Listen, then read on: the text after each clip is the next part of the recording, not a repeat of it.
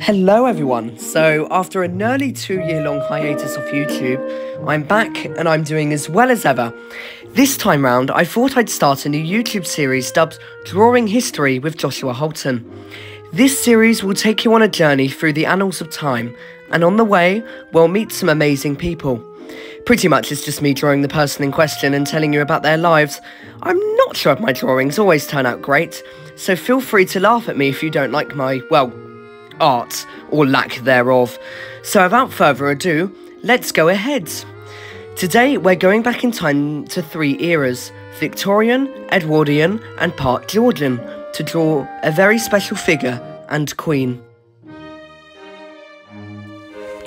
Queen Alexandra, or Alexandra of Denmark. Her down-to-earth personality and the way she coped unwaveringly with illness, adultery, royal scandals and a domestic tyrant for a mother-in-law, plus her beauty and fashion trend-setting, heavily endeared her to the people, and some say that she was much like a 19th century Princess Diana. Alexandra was born on the 1st of December 1844 in the Yellow Palace in Copenhagen, Denmark, to Louis of Hesse-Kassel and the future King Christian IX of Denmark. Alexandra lived a relatively modest life from the start despite her high status in society. Her family weren't actually all that wealthy, even as minor members of the Danish royal family, but she enjoyed mostly the little things in life and was very close to her younger sister, Princess Dagmar, who would later become Maria Feodorovna, Empress of Russia. They were all a very happy family, and as children, Alexandra and her siblings would receive bedtime stories from none other than Hans Christian Andersen himself, who would read them his famous fairy tales. In 1852, the family's fortunes would change, as her father, Prince Christian of Schleswig-Holstein-Sonderburg-Beck, was chosen as heir to the throne following a change to the succession that's just too complicated for even me to comprehend. And Alexandra, plus her family, were almost immediately thrust into a more public life. She and her 2 sisters also became super-eligible princesses in the marriage market, which would very much suit another monarch all the way back in the UK. Queen Victoria was in deep mourning for her beloved husband, Prince Albert, and heavily blamed it on her son and heir to the throne, Prince Albert Edward, or Bertie, as people chose to call him. This was due to the fact that Albert had died of typhoid fever as a result of reprimanding Bertie in the rain outside his university after he slept with an actress. Both Victoria, despite having 9 kids, were very prudish, and they would not stand for this. After Albert died, Bertie continued his lifestyle of binge eating, drinking and sleeping with actresses and prostitutes. Queen Victoria decided that enough was enough and decided to find a wife for Bertie, and the Princess Alexandra seems like an amazing hit. She was beautiful and had a far better reputation than Bertie ever did. On the 7th of March 1863, Alexandra arrived in the UK to huge crowds. She was already loved by the people, often being noticed for her beauty and kindness to the crowds that applauded her presence. 3 days later, she married Prince Albert Edward in a large ceremony.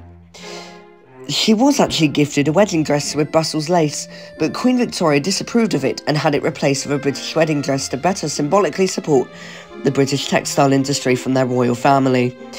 Because she was still in mourning, she ominously watched Bertie and Alexandra marry dressed in full black from the royal box, and when the wedding photos were shot, she ordered that a bust of Prince Albert's head be placed with them in the room, thus creating quite possibly some of the grimmest wedding photos in history. As Princess of Wales, Alexandra had to navigate through the life of the British court, which seemed to be more cold and prudish than her family back in Denmark. Her and Bertie did share a close love, and she managed to birth 6 children. But that didn't stop Bertie's life binge eating and sleeping around, and he was repeatedly unfaithful to Alexandra, often being dubbed Edward the Caresser. Alexandra is understandably heartbroken by this, and following a lack of sympathy from anyone but the public, she decided to put duty first and stay strong. She knew about his lifestyle before she married him, and decided to get her own payback, by being notoriously late to events with her husband, for example. Her relationship with the Queen wasn't as bad as Bertie's, with Queen Victoria even stating, "Spare me the strain and fatigue of functions. She opens bazaars, attends concerts, visits hospitals in my place. She not only never complains, but endeavours to prove that she has enjoyed what to another would be a tiresome duty. But she still duped the Queen as to the due dates of her children so that she wouldn't be present for their births, and she successfully avoided Queen Victoria's presence at the births of every single one of her children. Also, the Queen disapproved of her breastfeeding and her love for horse riding, often quoting to Alexandra that it was incredibly unladylike for a princess to do so. Alexandra was highly devoted to her charity work, and funds that she helped to collect were used to buy a river launch called Alexandra, to ferry the wounded during the Sudan campaign, and to fit out a hospital ship named the Princess of Wales to bring back wounded from the Boer War. During the Boer War, Queen Alexandra's Imperial Military Nursing Service, later renamed Queen Alexandra's Royal Army Nursing Corps, was founded under royal warrant. In many places today, you may find hospital wards, roads, and other charities that are named after her. She was so generous, however, that it ended up working against her favour sometimes. She had little knowledge of money, and if anyone ever solicited letters to her asking for money, she would send a cheque with the right amount almost immediately. She founded Alexandra Rose Day, which is a charity where disabled people make paper roses to sell for charity.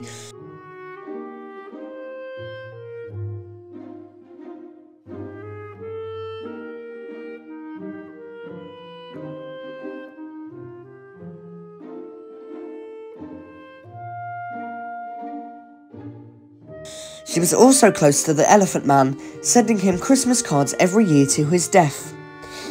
In her life, Alexandra had two close calls in regard to her health. In 1867, she contracted an illness that nearly killed her and left her in need of 2 walking sticks for months, and it made her nearly deaf, which made it very awkward for her in social situations. Alexandra's woman of the bedchamber, Charlotte Knollys, the daughter of Sir William Knollys, served Alexandra loyally for many years. On the 10th of December 1903, Knollys woke to find her bedroom full of smoke. She roused Alexandra and shepherded her to safety. In the words of Grand Duchess Augusta of Mecklenburg-Schwerin, we must give credit to old Charlotte for really saving Alexandra's life. She was a fashion icon, popularising popular fashion trends today, such as chokers, which she used to wear to hide a scar from a childhood operation on her neck.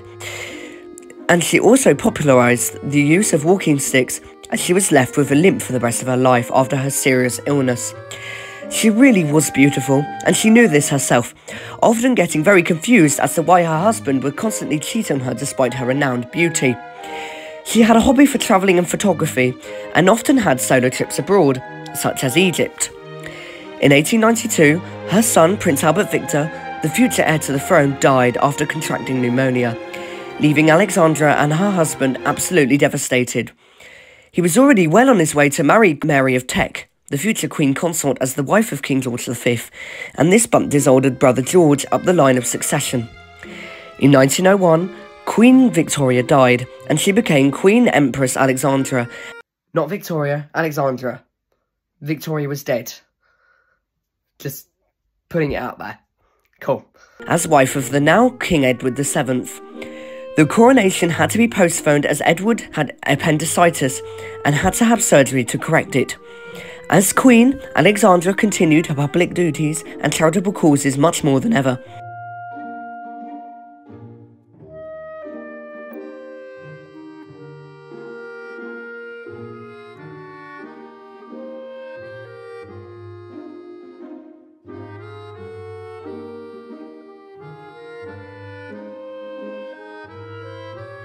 She was deeply distrustful of Germans, particularly her nephew, Kaiser Wilhelm II, and how right she would be years later.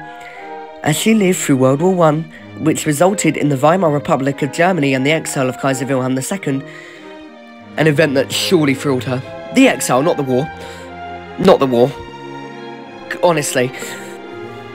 In 1910, her husband, King Edward VII, died, and on his deathbed, she allowed his former mistress, Alice Keppel, to bid him farewell.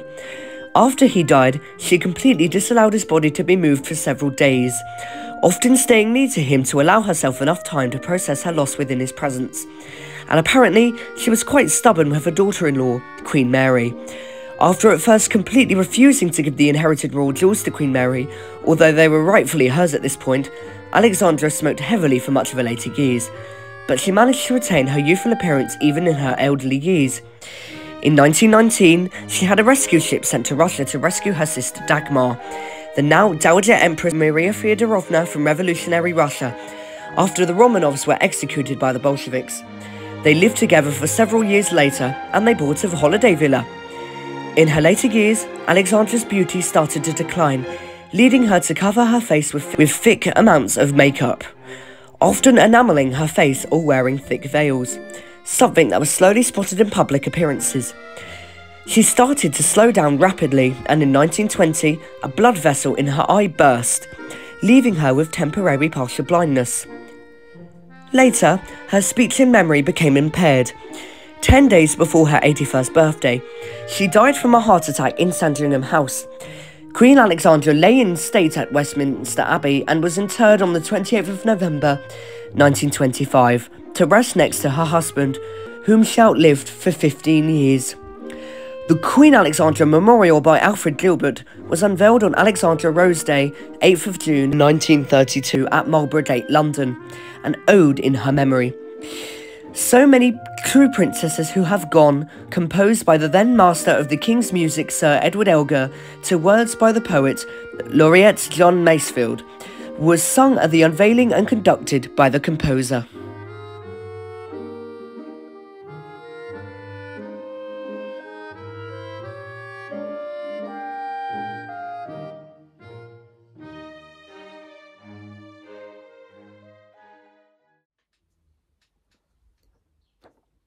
In hindsight, I'm not entirely sure how well that went. I mean, for starters, she looks way older than what she's supposed to. Than the photo I copied. Yes, I copied a picture on my iPad. This was actually the original one. So, there we go. But yes, I hope you guys liked it, and I'll see you in another vid. Bye.